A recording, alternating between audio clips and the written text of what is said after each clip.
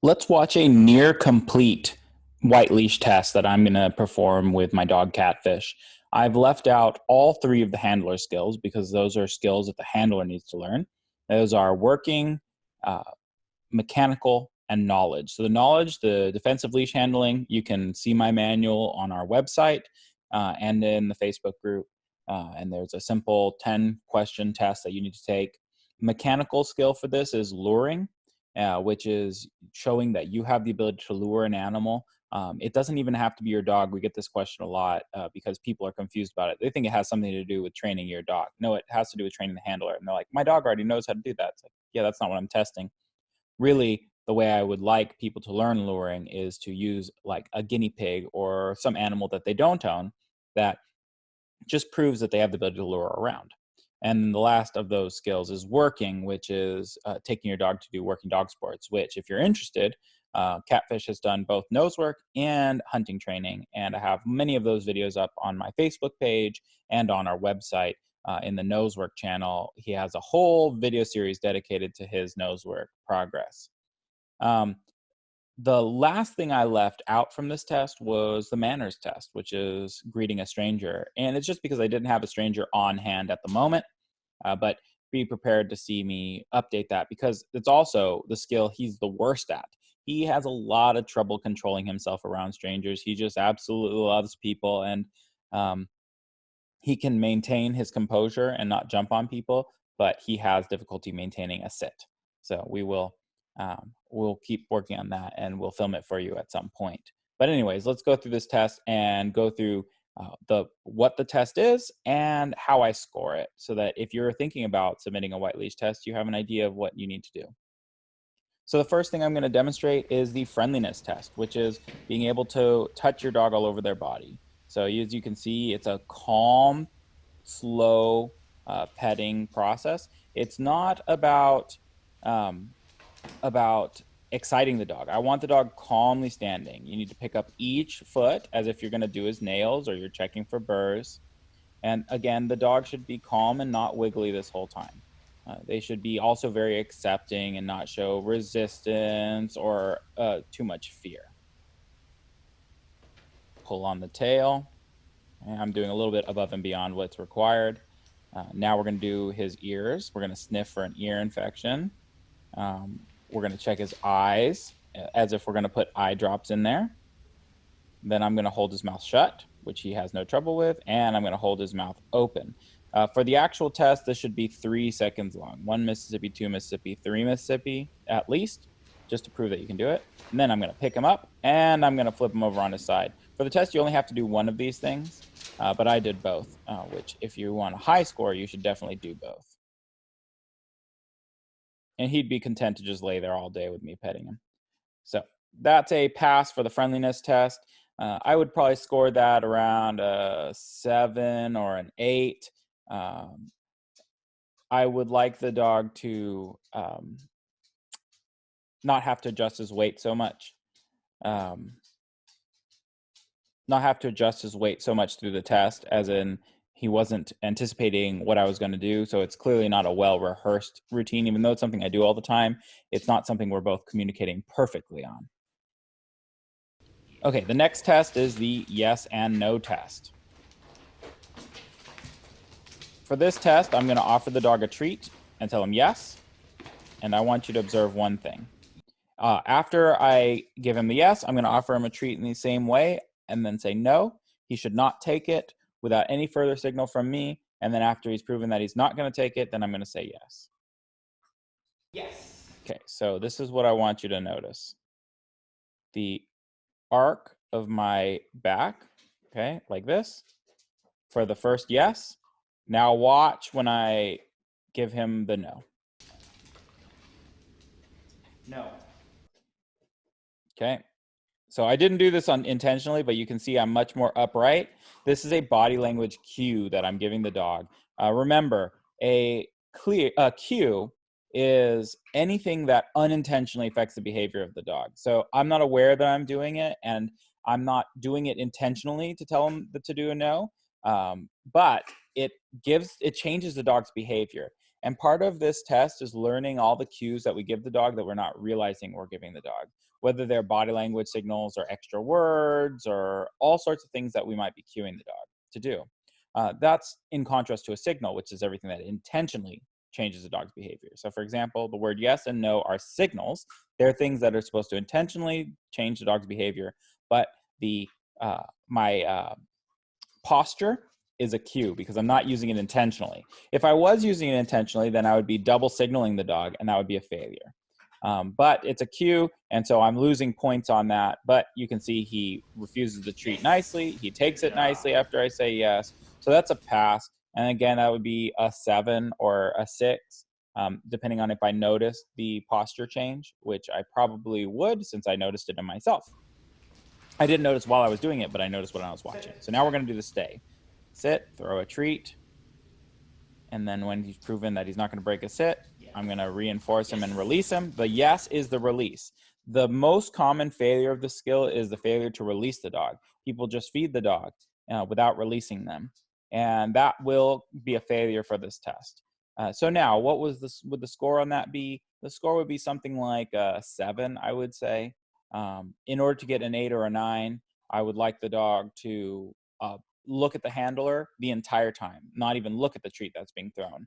And that's not the same as not notice the treats being thrown. The dog knows the treat's being thrown, but chooses to look at you the whole time instead of be distracted by that distraction. And then even if he does look at the treat, it took him a little while to look back to me. So I'd like to see him, even if he gets distracted and looks, he snaps right back to attention. So that's a low pass for me, a 6 or so, maybe a 7, because he does hold a very nice, sturdy sit. And, you can be a little generous depending on various sources. I'm pretty strict on myself, so I want to give myself worse scores in general. So I use that opportunity of throwing the treat to set up the next test, which is the recall. So now he's out of the distance. I'm going to call him back. I'm going to signal him to sit.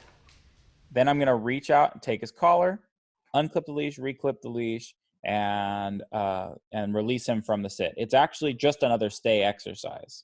There are several stay exercises in the white leash test. The stay, obviously, the recall, the go, and the manners test. So that's 4 stays at least.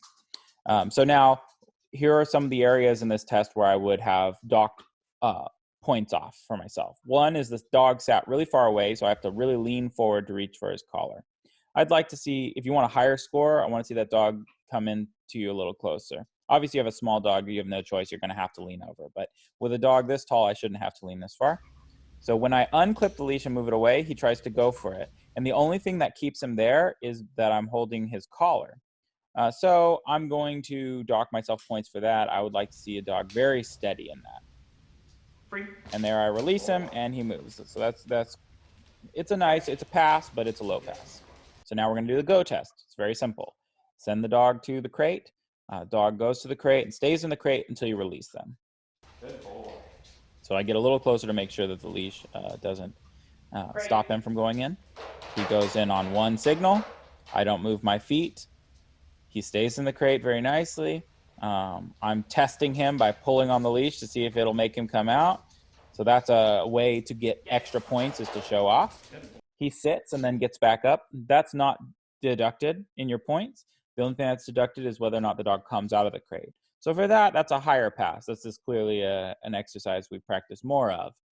So I would score that maybe an 8 or a 9. He does that pretty cleanly. The only thing I could do to get higher points or guarantee a 9 would be to throw food on the ground and that he doesn't come out of the crate even though. So do very similar to the way I did the stay test already. So now I'm going to do the leading test. This is a loose leash walking exercise. I'm going to have to hold one hand on the leash only.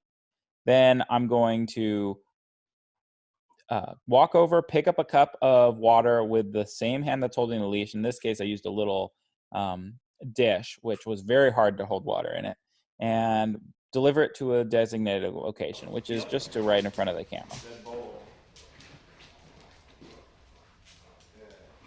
So I do play with the length of my leash here before I start the test. And I spill almost immediately because this dish was filled to the brim. And then he starts drinking the water. he really liked this water. I don't know why. So part of the reason this test was hard was because of the water. So I'm doing it in a heal, which if you have a heal, use it.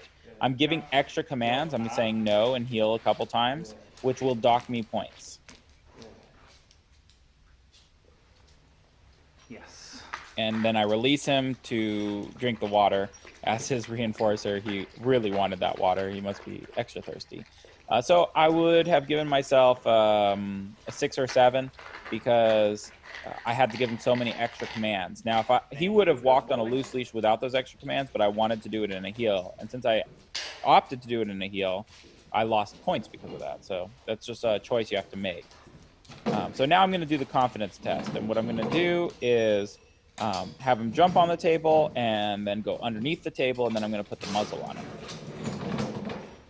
After this, I spent some time playing with different confidence exercises with him, which I will release as a lesson and probably release it to both my nosewear site and my DogJutsu site. And so you can see he has no trouble getting up there. He doesn't want to get off, so I use a treat to lure him off. You're allowed to use treats to lure in this test. If you don't use treats, then you're going to get more points in terms of your confidence, depending on how you use the treats. If you use the treats because the dog doesn't want to do it, then you're probably going to get points docked off for confidence. But if you use treats because he wants to do it too much and you can't get him to stop doing it, then you might get bonus points for confidence. So it just depends on the way it looks to the judge in the moment. So now we're going to do the muzzle, which you can see he happily puts his nose in, even though I wasn't really ready for him. So now I'm going to put it on, then I'm going to walk him around the table and ask him to jump back up.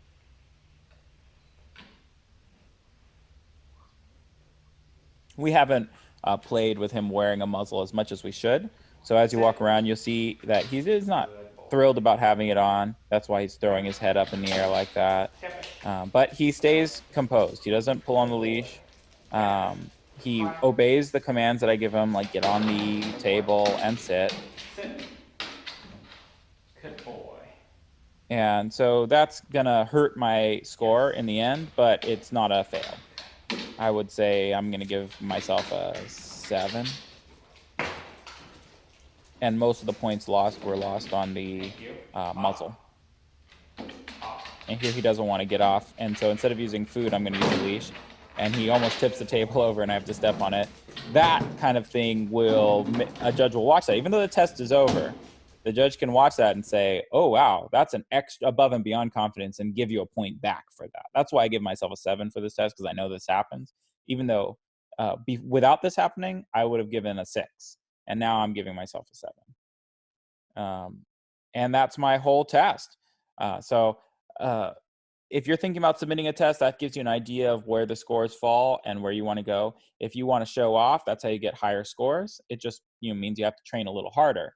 Don't prevent testing just to get a high score. You can come back and retest to get a high score later, but move on to yellow, move on to green.